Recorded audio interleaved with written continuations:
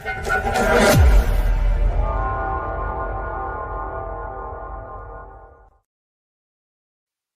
everyone. Welcome to the Retro Bliss Rewind. I am Mike. I am not Phil. I am a younger, much more attractive Retro Bliss. But this week, unfortunately, Phil isn't feeling very well, so he's not going to be on the show today. But we've got a great one for you. We're going to be talking about 5 bucket list items. And we've actually got 2 special guests today. We've got Dr. Scott. Oh, hi. We've got Ballistik Coffee Boy. Hello. And of course, we have Brian, who for this episode, because we have 2 Brians, is going to be known as B-Dog. We've done that before. But yeah, we're going to be talking about retro gaming bucket list items. And, they don't have to be holy grails. They don't have to be anything huge. It's just stuff we want to do before we kick the bucket. And Lord knows, I know all 4 of us have quite large collections. And I imagine none of us are brave enough to say, I want to finish every game of my collection, because I know for me, that'll never actually happen. No. Never going to happen. But yeah, it should be fun to talk about stuff that we want to do. So actually, you know what? So normally I start these, but I am normally right over there. So I think maybe Scott can be the first to start us off. I'd be happy to be the sacrificial lamb. So my first one that I'm going to offer is an actual item. And it's not like one of these things that I'm drooling to get. It's one of those items I actually obtained for, I'll tell you what it is real quick instead of being so cryptic. It's a Vectrex. I like to get a Vectrex. I love mine. I've never actually played on an actual Vectrex. Now, I've played some games in emulation. It's not the same. I know that. But a long time ago, in the very early months of 1999, I got one on eBay, and it came and the thing was beautiful. And I think it only had 1 game with it. And I don't remember the exact circumstances at that time, but I think I was on medical leave for a short time. My then wife, she and I were pregnant with our first child. And then we got laid off at work right after I got back to work from being on medical leave for a short time. And I was like, you know what? I just hunkered down the hatches and I said, to heck with it. And I sold the thing within 3 to 4 weeks of getting it. I took it out of the box, inspected it, turned it on, everything worked. I put it back in the box and I said, well, I'll check it out here soon. And then all that happened. So it got out of my hands before I even got to play with it, and have never actually been in the presence of one where I could sit down and actually play one. So yeah, I'd love to get hold of a Vectrex just because. There is something really special about playing a Vectrex. Like, there's nothing like it. Yes. And you have to actually have like the warmth of the CRT monitor and like your face way too close to it. Like your mom would have yelled at you when you were a kid.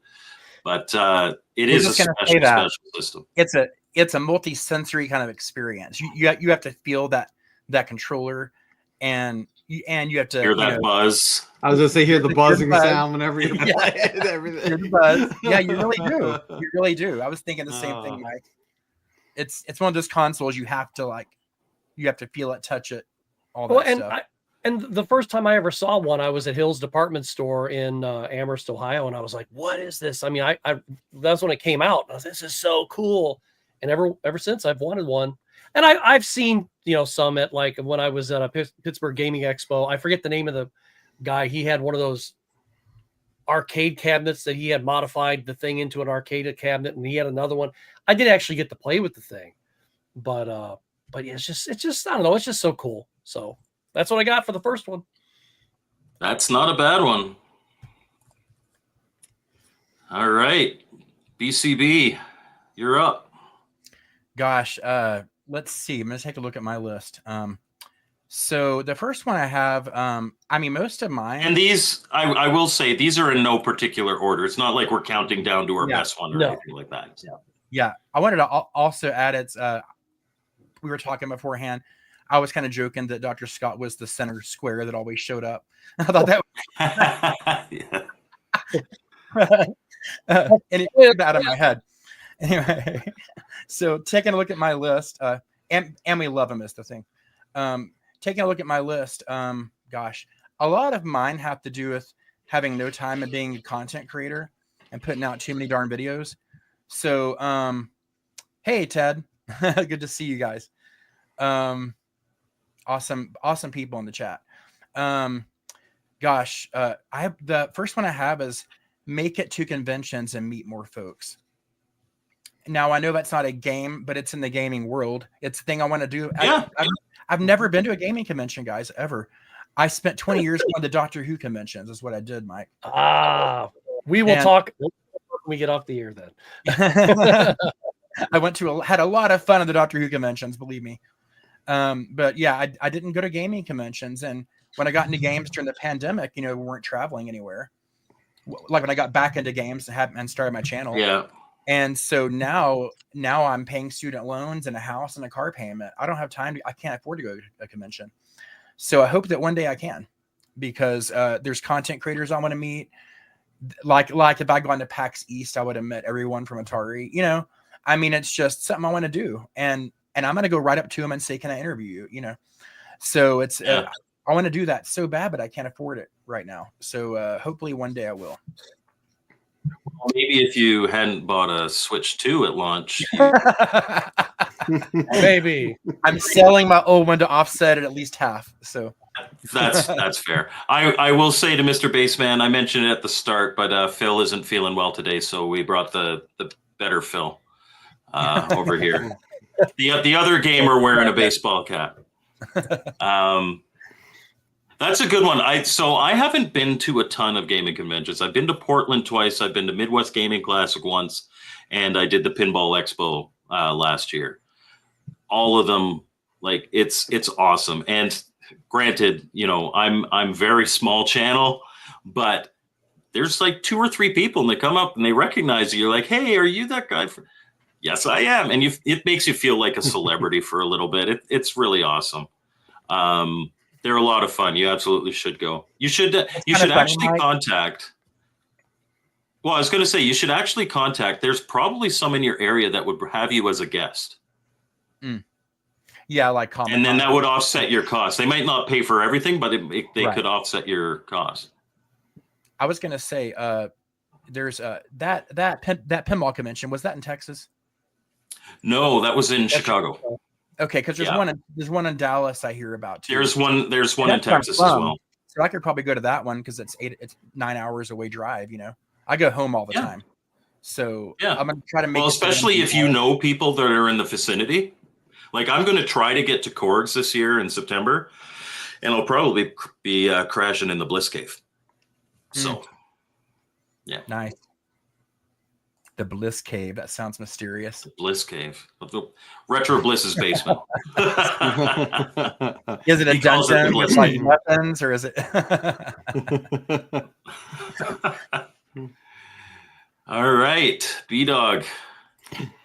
Yeah, I mean, one of mine, and I don't know that I'll ever really get to it, but I'd like to actually play through like all the Dragon Quest games. And the thing is that Dragon Quest is one of those ones which it started out as Dragon Warrior, and then they eventually fixed it over here. But I mean, I really enjoy that series a lot, and there's just been so many of them where it's like I got maybe 2/3 through them, and then something happened and I never got back to them, and when it comes to like the Dragon Quest games, I think the only one I truly completed was 11, and I think I was really close at one point with 8, but I know there's a lot of them that I've missed, and at least complete. I mean, I touched every one of them and started them, but I just never, because again, it's a big time commitment. I mean, all those games are. I mean, I'm not sure on the regular Nintendo ones, but I mean, a lot of them are, about 100 hours plus, and it's just to try to devote that time, and they got 11 of them. I mean, Yeah. it's probably one I might probably never gonna hit, but as they re-release them, because like the Dragon Quest 3 HD 2D release they did, that's kind of a good start to then get into Dragon Quest 1 and 2, which that's coming here soon, the remaster of that. And I mean that's a series again I really enjoyed, because unlike Final Fantasy, which again I'm not saying there's anything wrong with Final Fantasy, I like it too, but Dragon Quest always stuck with its roots, where Final Fantasy always seemed to like try something different. And I kind of stepped out of Final Fantasy after 7 when it got a little too emo for me. Yeah. I liked it when it was fantasy and not like straight up cyberpunk, but that's just me. I was going to add, Brian. I was going to add it. It kind of makes me laugh because I think of all the Atari games. I mean, I've like finished all of them, right? Because they're not like 100-hour games, like Yars' Revenge.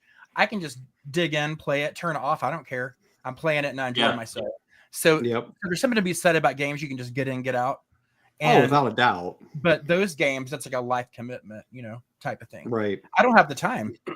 Right. I work 80 hours a week. I don't have time to do that, but I wish I could. And then the other side to that is half the time you got to have a strategy guide too. So you're busy on your phone looking at a guide, figuring out where do I go next to try to get through in the most efficient way possible. Like the comment says here, I love the fact that both series are still around and doing it. Like I respect both of those series. It's just for my personal gameplay, Final Fantasy VII is when I kind of stopped playing Final Fantasy game. I know there are good ones after it, but just not for me. No, and there is. I mean, when we talk Final Fantasy specifically, again, I liked 7. Again, it's hard to go back to now, the original one. I mean, it just did not age well. I wasn't a fan of 8. I did really like 9, but again, a lot of those early PlayStation ones, if they're not like a remastered version, it's very hard to look at. I like 10. I did not like 11. I wasn't a big fan of 12. I liked 13. Final Fantasy 14, when they kind of redid 14, then it became good. I hated 15. And like 16, this latest one, it's extremely beautiful graphic wise, but it's just, I feel like it lost what Final Fantasy was meant to be because it got turned into an action game more than an actual role-playing game. So guess how many Final Fantasy games that I play, guys? Guess. 0. Yeah, I figured. Me too. I figured. I'm like 50 years old. I was like partying and I wasn't around then. To me, Final Fantasy part. To me, Final Fantasy is kind of like the never-ending story. It should have been the Final Fantasy, and that was it. I mean, never-ending story. I should still be in the theater. Are you familiar with the origin of the name Final Fantasy? No, that was the last straw. Square was going out of business, and it was like their last-ditch effort. That's why they call it Final Fantasy. Yeah, I did not know that. And it was a huge success, and Square continued on. That's neat. Yeah, for me, Final Fantasy VI is the ultimate, but it's the one thing that you really have to respect about the Dragon Quest series is that thou hast always the ability to kill a slime. Yes.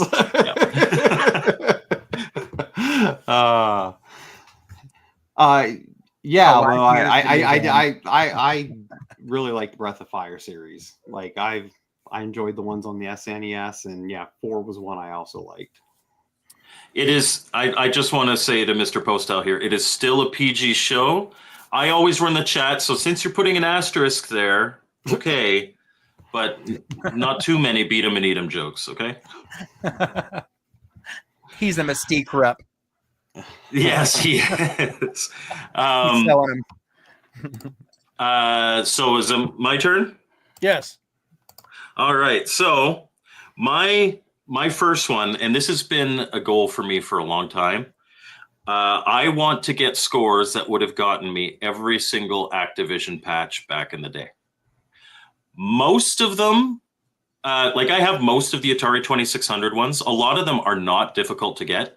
Like Dragster, you have to have a time under 6 seconds, which is and pretty much anybody who knows how to play can do in about 5 minutes. A lot of them are not that difficult to achieve. I've done some of them on stream, and you guys, if any of you guys have streamed gameplay, you know that is not your best gameplay ever, because you're distracted by the lights and the chat and all that stuff.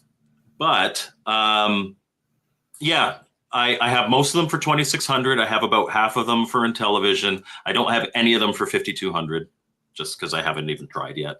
I'm not concerned about, that's emulated so it doesn't count. I just want to get those scores that would have gotten me a patch.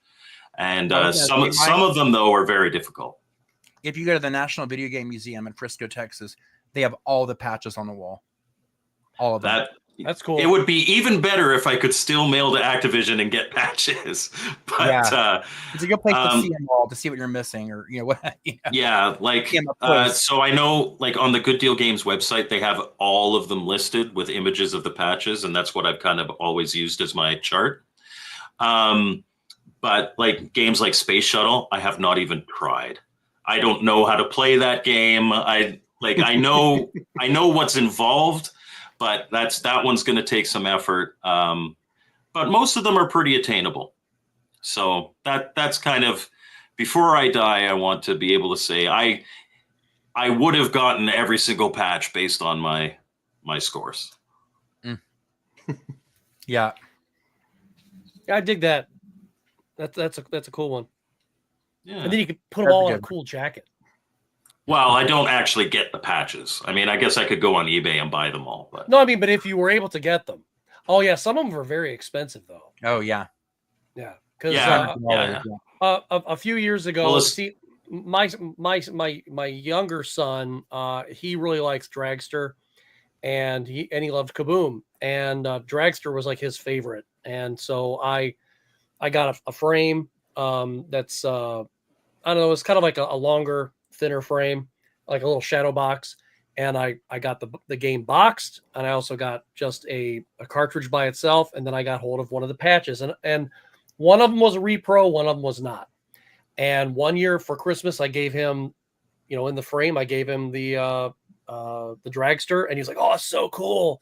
And then the next year, I gave him the Kaboom one, and I think that was the repro, and the repro patch, and he just thought that was the coolest thing, and it's like right there in the middle, and he just thought it was the coolest thing in the world. But it's like, Warren, if you're watching out there, bud, I want mine with Sequest in it. Okay, that's because I did actually achieve it, and I made a video for that. So I've seen, I love that game. some of the games have a 2-tier as well. There's like the initial tier, and then there's like 1,000,000 points gets you that extra little patch. I want to get those extra little patches too. Wow. Well, I want to earn those extra little patches. That'd be a cool video to do. Yeah, so a couple of things that would. I think because you posted the comments. First up, I really like Dragon Quest VII. I mean, especially whenever you factor here in the States, we only had the regular NES games because 5 and 6 did not come over till much later on, like on the DS. But so when you went from having the NES ones to the beauty of that game, and that is one that's still because again, using the 2D graphics and stuff, it actually still looks good today on that console. And then I think someone mentioned about the Genesis games. I mean, the reason we're not talking about it is it's not our topic today. Yeah, it's not the topic today, but I mean, we have talked about maybe doing an episode here down the road on some modern retro games to check out. And I will say, I've seen Damon Claw. I've not played the demo or anything of it yet, but ZPF though, that one's on my list to buy once it's made available for it, because it's a really good shmup. So Phil gave me his top 5. His 5. So I'm going to read Phil's, and then we can go to Scott's next one. But the first one he had on his list here is a really simple one. It's spend more time playing video games, meaning that he wants to concentrate on playing games long enough to be okay at them, not just long enough to be familiar with them. So that's a goal of his. Same here. I think that's a goal for I think that's every. I think retro it's gamers. I mean, I think every retro gamers. Yeah, I mean, yeah. So, but that it makes it a very safe one. I think it's kind of different. Right. I was going to say, I feel like it's kind of different when you're like a content creator, and because there's not like, you know, like sometimes you play games to either review them or just kind of play them in a video, or like you might not ever finish the game. That's as B-roll footage. Yeah, I've got hundreds of games that I actually haven't finished, and all of them are on modern consoles. Not a single one's, you know, for Atari. Well, maybe the Jaguar, but I finished all the Lynx games. Finished all the 2600 games. I love them, and but these games these days, I mean, you could sink like months into. I just don't have the time. But didn't have a channel, I probably would. So you know, it definitely takes away your personal time. And so, you know, one of mine also is it should be. It should be. It should be. One of mine is just to play games for fun more often, because I'm always like shooting a video or, you know, whatever. Oh, I might as well film it, you know. So just to play it and really get into it without any cameras or whatever. Yeah. I love the art style of Cuphead. I love the concept of Cuphead, but it aggravates the living crap out of me. Like I get so mad at that game that I'm just like, I just can't make myself do it. It's like, if I really want to sit down and have my eyes gouged out, then I guess I'm going to play some Cuphead, you know? And it's just like, because it's just the difficulty level. And again, I know we all come from older games like the NES era and stuff where those games weren't easy, but I don't know. I think it's just we're all old and we don't have the you know, the reflexes like we used to, because I struggle a ton in that game and I wanted to love that game and I can't. I've beaten Cuphead. Have you seriously beaten Cuphead? Oh man. It's not that bad once you kind of like get into the headspace. All right, Scott. What's next on your list? I'd love for either Mark Bussler of Classic Game Room to see my CGR tribute video, or James Rolfe to see my AVGN video and give me a thumbs up or a nice comment on it. That's it. Just because when you do something like that, and it's our tribute video. Yeah, I did a CGR. Yes, he goes up to the space station and he blows it up. Oh, I love CGR. I got to watch that, Dr. Scott. I had no idea. Yeah, originally it was a 3-parter, and then what I did was I just went ahead and mixed them all together, and then I took the other 3 down. He's one of the reasons I have a channel, because I love this stuff so much. He's the reason why I have a channel, and when I met him last year, I let him know. I was just like, dude, if it wasn't for you, my channel wouldn't exist. And I said, so thank you, I think. So, but So what you got to do, because you've already been at a convention where he was at, some duct tape in the trunk with the phone. You'd hold it in front of his face with like that, the little eye thing from, what's that movie? The like toothpick. Clockwork Orange. Where they just keep his eyes open and water droplets. He's a guy. He'll be okay. Well, interestingly though, because when I was a guest last year at Pittsburgh Gaming Expo, where he was, when I went up to get a couple things signed, because like when I was sitting there, and Poe was in the room, I didn't even know Poe was even there. I was like, "Why didn't you come up?" He's like, "Oh, you were having your moment." I'm like, "Dude, I haven't even met you." It's like, so I'm like, this year when I'm there, Poe, you come up and so. But anyway, the 2 videos that I made, the 2 promo videos, I actually go back to the space station, and the one video, the one video I'm in the main arcade, and the other one I'm in that orange and brown room. And I said, I want to show you I only showed him the one. And I actually had the thumbnail printed for my actual video. And I go, you ever seen this video before? And that whole video is up on my site, or on my YouTube page. You can watch his sounds awesome. His thing. But he goes, no, he goes, oh yeah. He goes, I can see you probably really, Photoshop that, because I definitely was don't remember being in that, but he signed that for me. But I showed him that video, the promo video, and he goes, "Hey, look, you're in the other room there." And I go, "Yeah." But he said he doesn't watch YouTube videos, and I was like, oh. You're like, really? I mean, that's like, you're the best bass player in the world, and you go up to Sting and go, "Hey, dude, want to play bass with me?" And he goes, "Now you suck. I don't play anymore." Yeah. But I don't play for real. But yeah, that or even if AVGN were to see the video and be like, "Yeah, that was pretty cool." So either one. Yeah, I like him too. Yeah. Classic. Good times. That would be cool. And you can't replicate. I mean, the way that they did their videos was so unique. You can't really replicate it. People have tried. You can't. I will say this though, and I'm not trying to pat myself on the back. I just did my writing. I did what I do. And for the AVGN video, of course, I had, my channel nemesis, one of my running jokes, of course, the Atari 2600 Pac-Man thing. Those demons came back.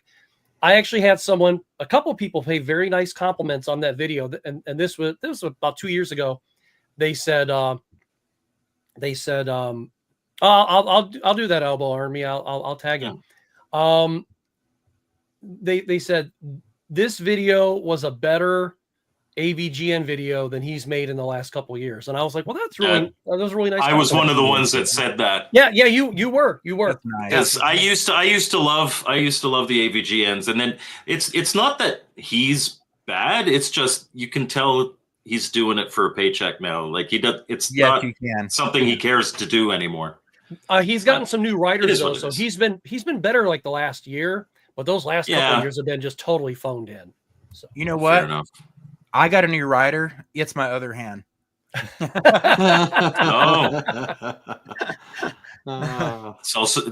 also my new girlfriend. I just made that up. BCB, you're next. Yeah, Brian, you're next. Let's see. On mine, I have Play More Homebrews because one of the things that are stopping me is they're so dang expensive. Because me, I'm gonna want to own it. That's how I am. Yeah. So if I start playing, the ROMs, I'm gonna want to buy it. So there's a lot of games I haven't played, and it sucks. But like I'll watch you and Retro Bliss Gaming's channel, and I'm like, man, that looks awesome. I love these games. I mean, honestly, I can't afford it now, but I want to play them. So I might start playing the ROMs because I want to play them. And particularly with the Champ Games stuff, it's so convenient to get the ROMs of those. Yeah. I probably am. It's just it's the next thing I want to do, but that's why I like having you guys on too, because you guys, in my mind, are the homebrew encyclopedias, the Atari and everything else homebrew people. We try. I think Phil is more dialed into the 2600. I've got a much broader knowledge, but I think Phil could probably dive deeper into the 2600 than I could. Well, if it weren't for you, I would know especially all the Intellivision homebrews. And there's some awesome ones. Really, really impressive ones. I mean, just you would think that they'd be made for a more modern console, some of them. Yeah. I especially like the ones that take modern sensibilities and apply that to the old hardware. Yeah. All right. B-Dog. Yeah, so mine's very similar, but a little more specific. I hope here at some point I can get more into the Atari Jag, because again, I'm not going to start saying, because everyone's going to crucify me on my Jaguar. I don't say that way, but I'm just going to say Atari Jag, because that just makes it there easy. You go. So, but Jaguar. Jaguar. Did we lose BCB? Yeah. Thankfully, we've got 3 more to do before he's back. Okay, before he gets back, everybody hide. Yeah.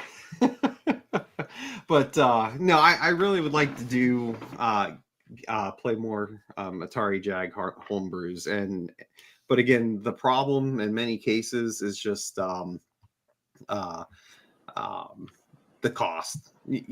Like it seems like there's not like with some of the other systems where you can easily download them or pay a small fee and download them. you don't seem to have that with the Atari Jag games. And I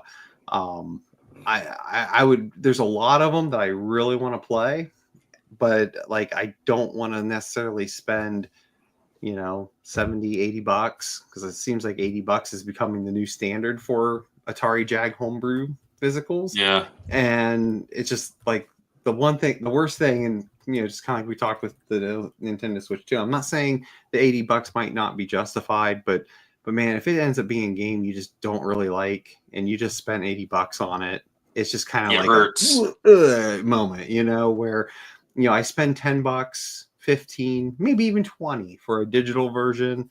If it ends up not being fully what I expected, not nearly as bad. But yeah. But again, Brian, that makes a lot of sense, especially when you're thinking about something that is a much, much smaller game.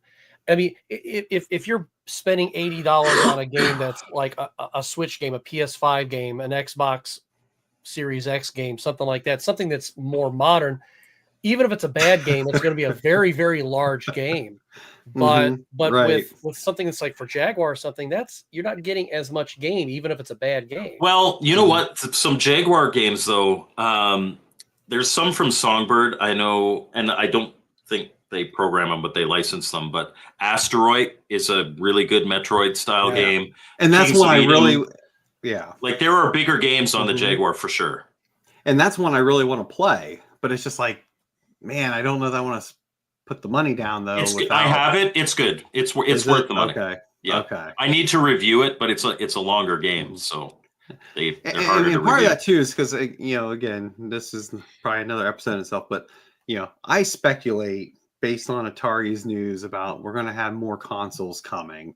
I feel like we're getting something for that, and it's just. And if so, maybe then some of these homebrews, kind of like what we've seen with the 2600 plus, 7800 plus, where they've been releasing them and they're like $30. Now, I'm not saying the Jag games will be $30, but if it might be lower. $50, that's still correct. If they're now, go ahead, Scott. Well, it would be fun if they did release. I mean, they did the 7800 plus, they did 2600 plus, and hopefully, I mean, and I don't want to get crucified for this. Hopefully, it's not the 5200 plus next. I'd love to see I don't think it will. No, I'd love to see a Jaguar. That'd be great because as long as it has an SD card slot. Yep. Atari, wake up. That's SD how you card slot. Yeah, that's the best way to update it to number one. Yes. Right. So, yeah. So apparently Phil has a migraine, and now BCB has a migraine too. So his at least his connection has a migraine. Yeah. Yes. We'll hear for you. I have both Towers 2 and Asteroid. So Towers 2, they have like the enhanced edition. It makes it a lot more playable. And yeah, it'll sell so much better. And the fact that the original library, Atari doesn't own a lot of the properties for the best Jaguar games. But if you have an SD card slot, it's not like you're losing money because people aren't buying the old retro games. Just come on, Atari, wake up. Yep. Wake up. All right. So my next one, I have, and some of them are actually pretty fleshed out. I have a lot of game ideas, and I want to get at least one of them published. I don't need to make any money, because it's something that I want to put my name on. I'm going to be anal retentive about it. It has to be good. I review games on my channel. I cannot have a game made that I'm like the producer of and it not be well made. And you give it a 3 out of 10. Yeah, it's like, hey, this was my idea, but the programmer screwed it up, and now it's only a 2. And what's this? It doesn't really matter. I've been talking to some Intellivision programmers and some Game Boy programmers. One of my ideas is, the developers that I know are both Game Boy and Intellivision mostly, and Atari 2600. But the scope of my games is not Atari 2600 realm.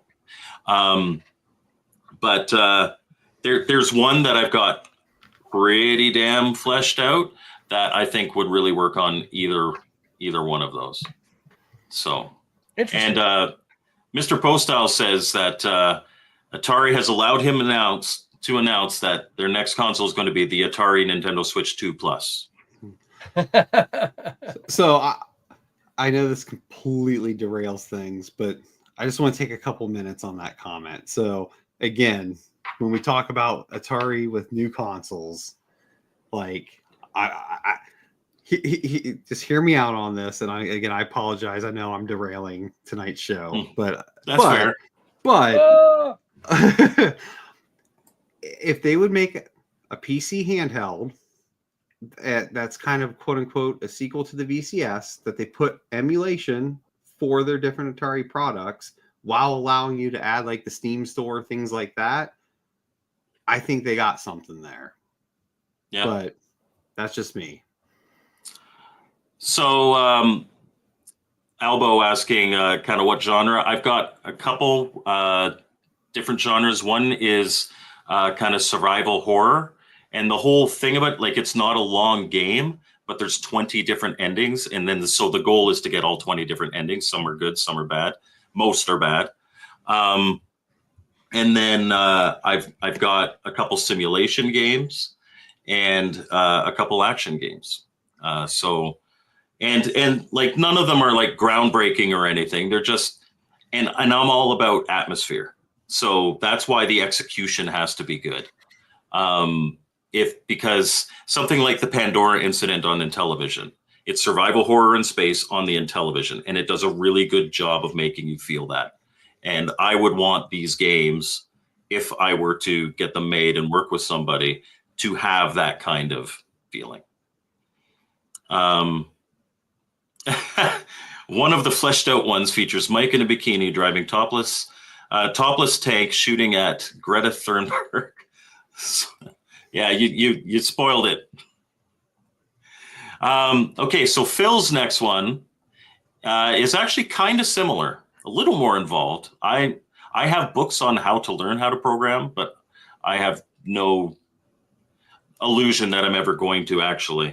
He wants to learn Atari Basic and make his own homebrew, no matter how cheesy. So even if it's like Pong with like really poor graphic of his faces or something, he wants to be able to program. Blocks. Just cheese blocks, that's all. So that was Phil's next one. Cool. So Scott. Well, since we're kind of on the Atari kick, I would like to have Atari treat me with respect by sending me review copies of anything. I don't get any either. What shocks me is that this guy down here doesn't get any. Yeah, he doesn't get them either. But you know, that's well, here's the thing. A couple of years ago, I think now, if somebody from Atari watches this, maybe you should just polish your reputation a little bit. You know, especially with people who, and I hate to use the word influencers, but with people who are influencers, because you know, let's put it like this: John Hancock isn't going to live forever. Okay, number one.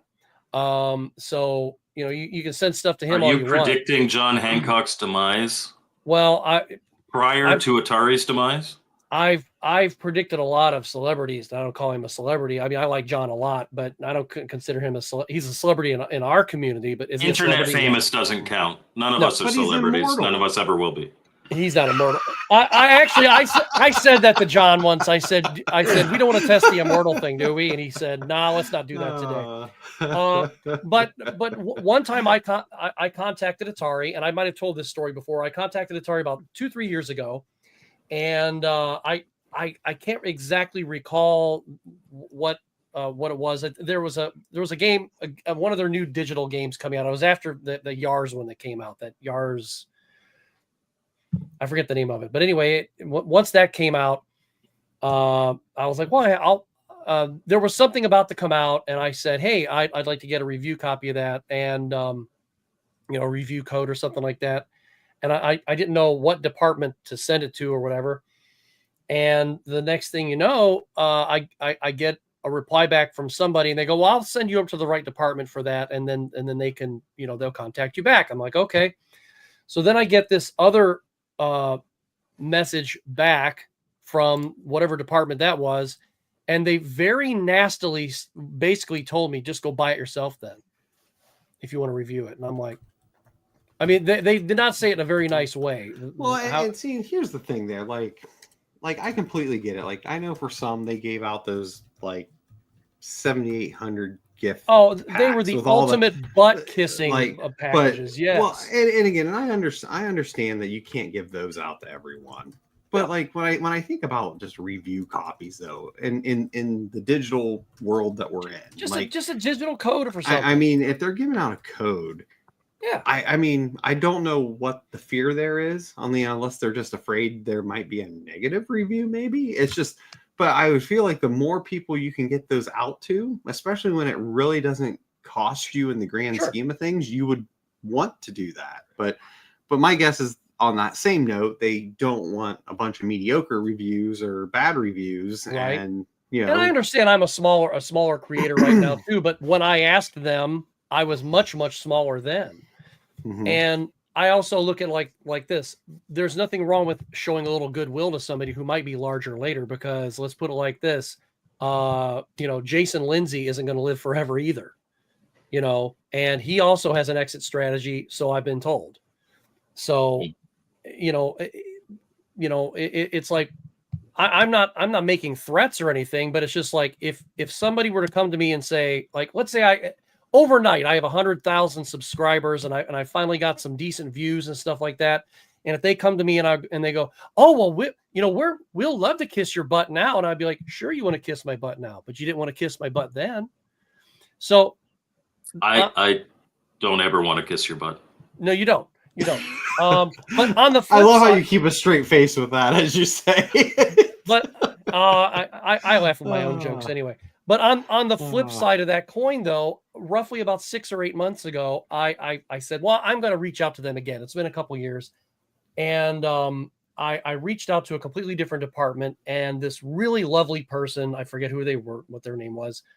They reached back out to me and they're, oh yeah, that'd be great. We'd love to partner up with you. I've seen a couple of your actual Atari videos, and we'd love to do that. How would you like to proceed? Would you want to review, hardware, software? Are you okay with, just codes or whatever? And I said, I will review anything you want to throw my way. I really appreciate it. Thank you very much. And that was it.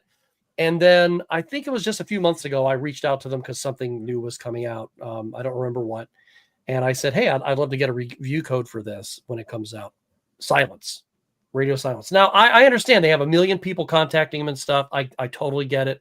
But at least show people a little respect. If you've got a PR department, I don't know, maybe do your job. Just saying. I mean, if I'm throwing shade at Atari and they don't like it, well, guess what? Tough. Because you're not really doing, like I said, this man right down here does more Atari stuff. And actually, Mike does more Atari stuff. Phil does more Atari stuff than I do, but he plays on a daily basis. But I've got some reviews out there that are pretty darn good. Whether they're for a good, something like, the Atari Pac-Man. I mean, you're not going to get a really good review on Atari Pac-Man. I'm sorry. But that was meant for comedic purposes in the first place. Yeah. But if you can't understand that your own image is being soiled by yourself, then it's time to take the mirror down. So there you go. That's all I'm saying. So I just want to point out here, if any of you guys emulate Jaguar, if you look at my stream from this past weekend, I streamed a new build Jaguar Jag Doom X. There are links in the description of that. You can get a free build. They add the music back in. They make it so you can strafe with the bumper buttons. It is fantastic. That's cool. All right. So Ballistik Coffee Boy has been having some network issues. So why don't we get him while he's still here for the next 30 seconds? Go. What's the next one on your list? Hear me? Yep. Yeah. Yes. Okay. Sorry about that. We were having a storm. No worries. So I didn't hear any of what Josh said either. So I'll have to watch it later. That's all right. But Yeah, one of mine he just is to play more Scott online. just wants free stuff. That's his bucket list. I just want free stuff. That's all. Go ahead, BCB. I'll get about 500 sorry. I was copies of just gonna Atari say, Pac-Man next week. Watch. I want to play more online multiplayer games. Okay. Can y'all hear me? Yeah. Yes. Yeah. You want to play online multiplayer? Okay. Yeah. Any specific ones? When I talk, you guys are talking, so I can't. Oh, That's probably why. There's probably a Mr. Lincoln Duck, there's someone behind you. So really what I'm going to fill in for Brian here. He wants to get his ass absolutely handed to him by some 12-year-old in Korea. I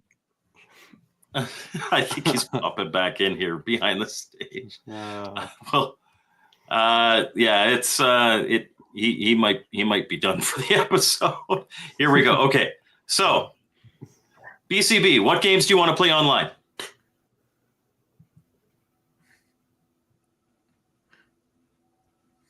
Sorry, it's got a delay.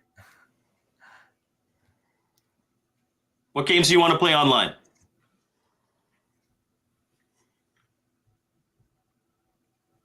He's still delayed. Okay, never mind. B-Dog, what's your next one? Sorry. The part of Ballistik Coffee Boy will be played by Brian tonight. Yeah. Here's Brian from BD Retrobot. Yeah. Well, two I'll just be really quick on since I derailed things earlier, and they're kind of similar to things that have been said. That I'm just going to hit two of them quick. It's just one kind of like you guys. Obviously making controllers, all that stuff. I'd really like to make a game at some point. Like, I don't know if it'd be Atari or if it'd be NES. Probably nothing beyond NES, just because I don't know that there's tools out there for my skill level to be able to do that compared to some of the others. But no, I know they got like NES Maker, which is a popular one to do NES. I have made 3 games. Yeah. On NES Maker. Yeah. So, I mean, I think it'd just be cool just to at least do one, because like there's ideas, and it would just be real cool to be able to flesh one out. But like everything, it's just finding the time to do that. And so I'd like to do that. The other one, USB one, as I said, I do a regular Jag. I've not really looked at a USB option. Is there some way that you would be able to make like an adapter to plug a Jaguar controller and have it go to USB? Possibly, as I think someone's done something like that already. Maybe because there's that great emulator now. Yeah, but I'm also just wondering though, because you might just be able to have any type of joystick and like reconfigure the buttons to match up to the keys. Yeah, I was playing on an Xbox controller and it worked fine, but specifically if you're looking for that Jaguar feel. Right. But then the other one is at some point, and I know you've already gone to them, Mike, is I would like to try to get to like Midwest Gaming Classic or Portland Retro, because I just, those are kind of the ones that everyone talks about how great they are. And I've gone to conventions, I've participated in them as a vendor, as a guest, as different things. But it's mainly been in the Ohio area, a little bit maybe outside of that. But I just think it'd be really cool to experience, one of those, really big shows. And it's just, I keep thinking about Midwest because that's obviously the closer one to me. But honestly, the date never works out. And honestly, I would say that although Portland is like the biggest one, at least that I've been to, it also skews older, which is more in our wheelhouse. Yep. The Midwest Gaming Classic is almost as big, and does have a bunch of like proper retro, like second gen stuff there, especially if you're into Atari. There wasn't a ton of Intellivision or Odyssey 2 or But It's kind of a shame. there was a lot of 2600 stuff. Absolutely. And I actually picked up when I went. I picked up some of my rare ones. I got Chase the Chuck Wagon. It was on somebody's table. Yeah, like stuff that you wouldn't normally see. So absolutely get to Midwest Gaming Classic at least. Oh yeah. All right. So my next one is a content creator one, and it's something that I have already started on, but I want to learn how to play and review every Atari 26 commercial release for the Atari 2600, the Intellivision, the ColecoVision, and the Vectrex. And that is in the form of my mini reviews. Now, you may have problems with my scores. I haven't seen Jeremiah in the chat, but he has problems with some of my scores. That does not bother me one bit. I want to learn how to play and review every single original commercial release for those systems. That's a lot. That's a lot. I'm already about 250 games into the 2600 library with my mini reviews. So wow. I'm well on my way. Yeah. And that honestly, that is sourced from and so BCB says there are some severe storms going over, so we forgive him. And his network is dead. He's on his phone right now. Well, you could try linking with your phone. It doesn't have to be like a professional video or anything. It's just a podcast, yeah, and that's inspired by the mantra of Classic Game Room, which is on its never-ending mission to review everything. And it always just appealed to me. So obviously I'm never going to be able to review everything, but I think it's very attainable in that mini review format to review all the original releases. Sure, for those absolutely. systems. Yeah. Yeah, I could see that being very attainable. Yeah. With the mini review format, yeah.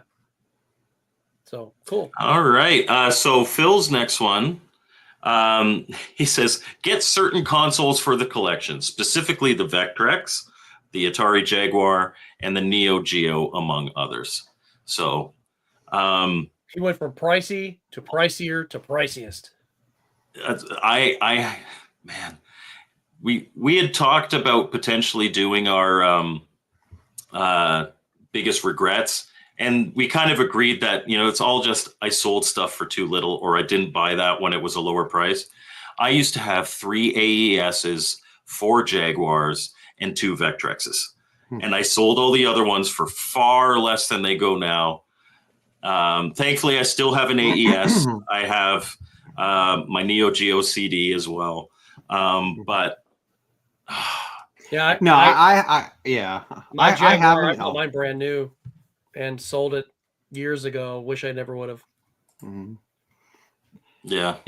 I have Neo Geo. But I will say, because I have an AES and I have a consoleized MVS. But I'll be honest when I say I own 0 AES games. I literally have a flash card only. And because there's no way right. I can make myself pay the price for a Neo Geo cart for just one game. And even MVS, like that was kind of the, jokingly the more economical way of doing it. I've got a consoleized MVS. I just have one of those like 160 in one carts. Right. And that's about the way to do it, because even MVS carts now have gotten expensive. Like that used to be the easy way to do it. You could buy MVS carts, probably 5-6 years ago. I might be off on that a little bit, but I remember being able to find them for like $30-$40 a cart, and it's just like now they even get MVS carts. It's just the Neo Geo has been overpriced. It is way out of most people's ranges. And as much as I love it, it's an amazing console. It's so much good stuff on it. I love those controllers too. Yeah. The micro switches. That there's a lot more economical ways to enjoy those Neo Geo games in Hey. 2025. So Yeah, and so people in the chat saying, "Oh, I've got a Jaguar, but I can't get a CD," or "I have Jaguars and CDs." Thankfully, I still have my at least one Jaguar and Jaguar CD complete in box, and they work. I've only ever actually had one Jaguar CD, and it always worked. But yeah, those other ones, if I just hung on to them, I could sell them. Like I sold a complete in box Jaguar for $100 Canadian. And thought I did well at the time. It's brutal. well, at the time you probably did. It's just you never thought Right. How many years later that it would skyrocket. So Yeah. And that's also why I hope Atari makes a Plus console for it, because with an SD card. That would be nice. I doubt you'll see that part, but it would be nice. BCB is choppy, but he's here. So that's the important thing. He was. I had to say something. You had to say something. All right, Scott, your next one. Okay, I'm going to shoot two off real quick because they're both very similar. I still have yet to go to the Midwest Gaming Classic. I would love to go. And I would love to go to the Portland Retro Gaming Expo as well. And after speaking with John Riggs last year, per his suggestion and his preference, he says he actually prefers the one in the fall to the one in the spring. He says they're both great. He goes, he said he has more fun at the one in the fall. Portland is the better show. Yeah. So that's what I'd like to do. But I will say this though. I mean, I've been to a lot of great gaming expos, all the ones I've been to so far have been in the state of Ohio and PGX, which is the Pittsburgh Gaming Expo. Mm-hmm. And, they're all great. Torg is fun. Korgs is fun. The Cleveland Gaming Classic it is a very fun show as well. All fantastic. And they all have their own. If you've ever been to any shows, they all have their own personality, their own vibe, and each year doesn't have to be bigger, better, faster. It never does. It just has to do with the fact that you have whatever guests that are there, whatever friends you have or family with you, and you don't even necessarily have to have a whole lot of money on you to have a lot of fun. Especially with the different things that are offered, whether it be panels and stuff like that. But I'll tell you what, and the free play of like all these consoles. If you don't own these consoles, it's a great opportunity to go and play like an F Towns Marty or some other like a Channel F or a Bally Astrocade. They have them out that you can play. The CGC and Tom and his team, they put on one hell of a show there, and they had so many arcades there last year, and they had a lot of other things set up, and it was so fantastic. But when I got to the Pittsburgh Gaming Expo, I have never seen so many. Now it wasn't as much smaller space than what they had at Cleveland, because of course that was at the IX Center, and the IX Center and they used to build tanks there, so that place is a massive, massive expo center. But Brian and his team over at PGX in Pittsburgh, they had more obscure consoles, newer consoles, and arcade games, pinball machines than I have ever seen in my entire life in one place. And I was rather impressed with what I saw at Cleveland Gaming Classic, and then I saw Pittsburgh.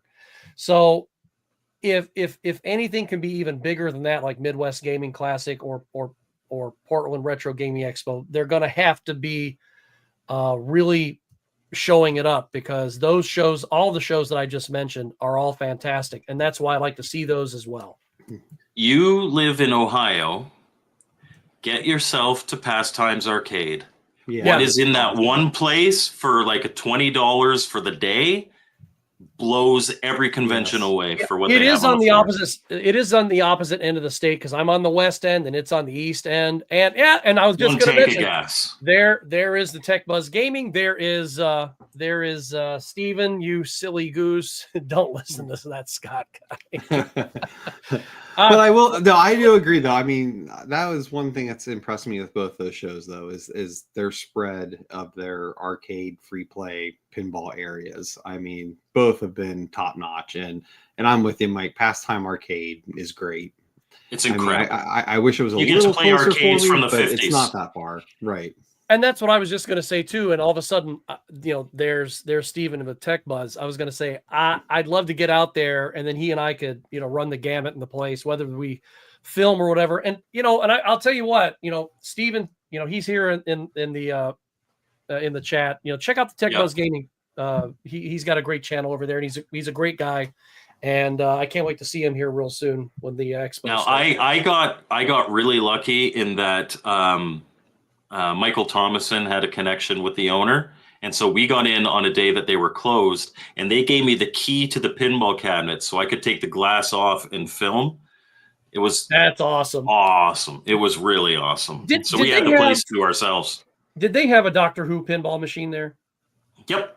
Okay. I figured they would. So, okay. And also, and that's a good thing. Like I've got actually 3 videos on my channel, one that focuses on the arcade aspect, one that focuses on the pinball, and then an overall one. But it is the only place. I've seen plenty of computer space in museums. It is the only place where you can walk in, you turn to the left, and there's a computer space there you can just play for free. An original. The very first video arcade game. Got to get out there. Mm-hmm. All right. So I'm going to bring up a comment that BCB said. Unfortunately, his network is not responding well to the storms in his area, but he just wants to share that he wants to find the adventure Easter egg on his own and play more multiplayer games with his friends online on the VCS and the Switch. Okay, so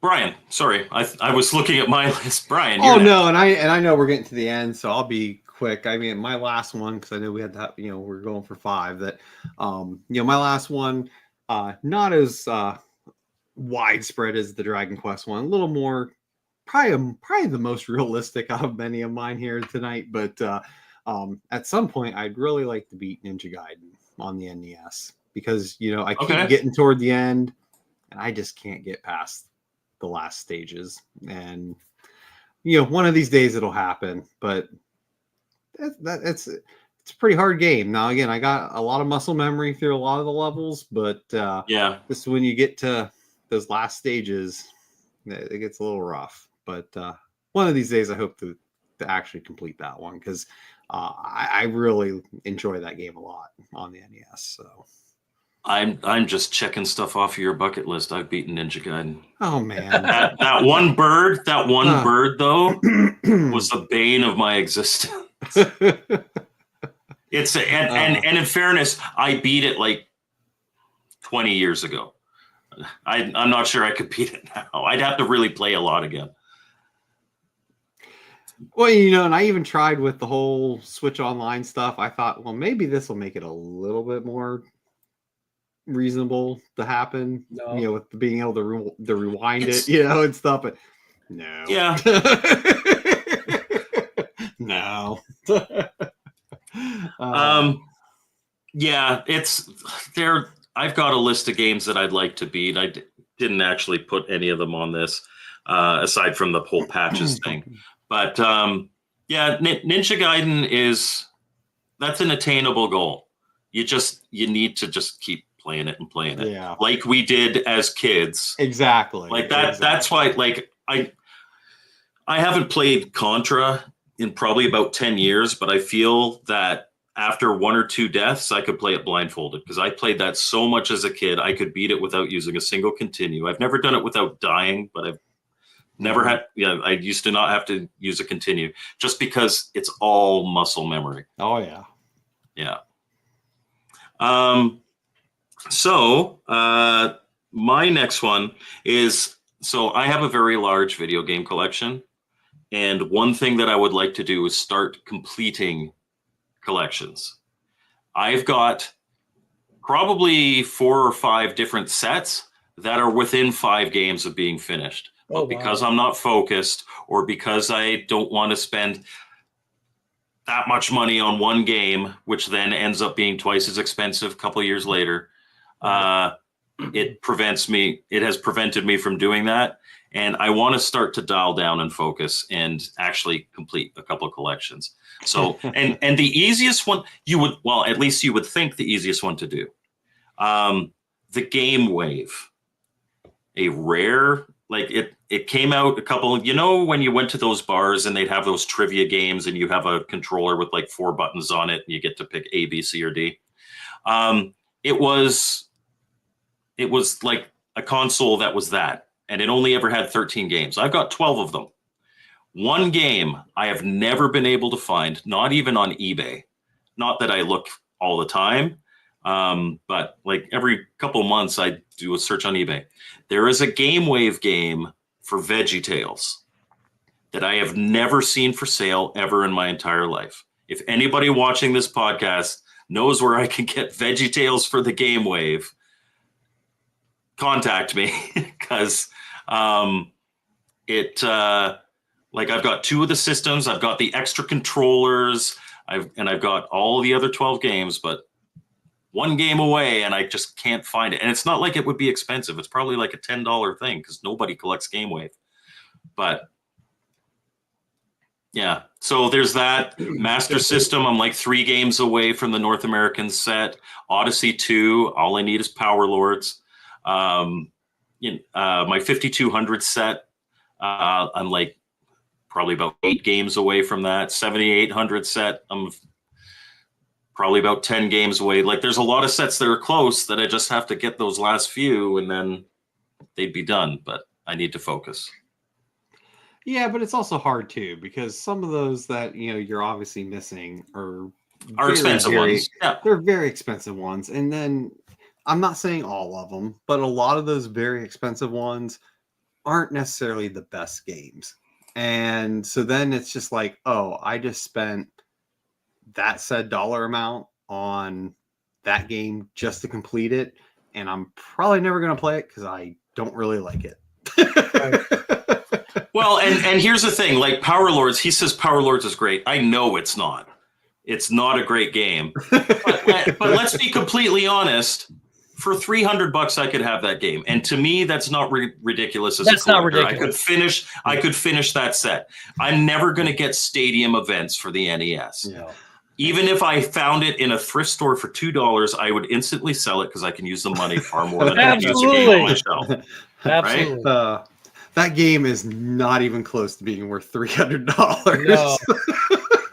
No, it's not even worth $3.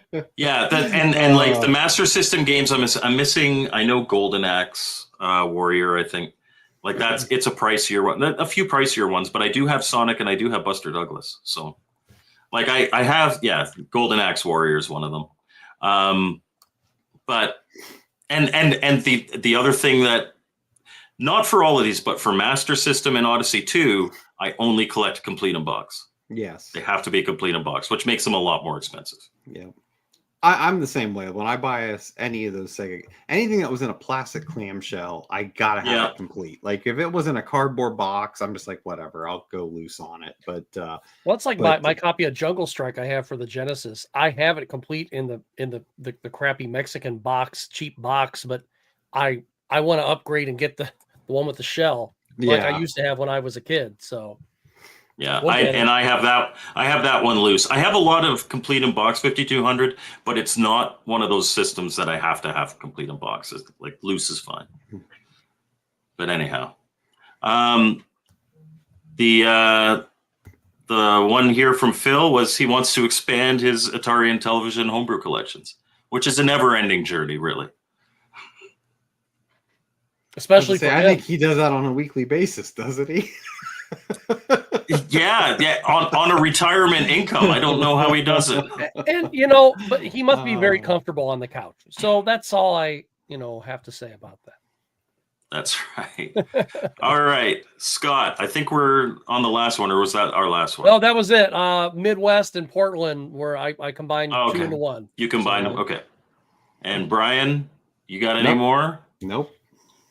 And I will, if he found VeggieTales, and that's what he's talking about, where, okay, PG-13, holy crap, there's one factory sealed on eBay for $250 US. I don't know if I could spend $250 on VeggieTales, but I've never seen it before. Maybe. If that's a link to VeggieTales, we'll see. We'll see. We'll see. This is the game you're looking for. But the thing is, like, I've literally never seen it for sale ever. So that would be cool. And I used to be friends with a gentleman named Sid Bolton, who lived not far from me, but he owned a museum. He passed away, like 7 years ago now. But he had one of the largest video game collections in the world, and he was missing VeggieTales. Steven says do it. Yeah, well, we'll see. Yeah, but Steven doesn't have to pay my mortgage. So, but yes, sealed Game Wave, VeggieTales, Veg Out. That's the game. That's the game. I might have to do it. It means I'm definitely not getting a Switch 2, but we'll see. Wait for the Switch 3. Yes, I do. I believe I do. I'm not sure.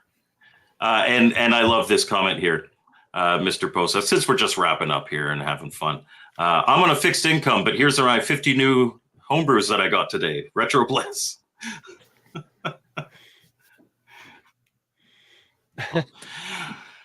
All right, everybody. That was fun.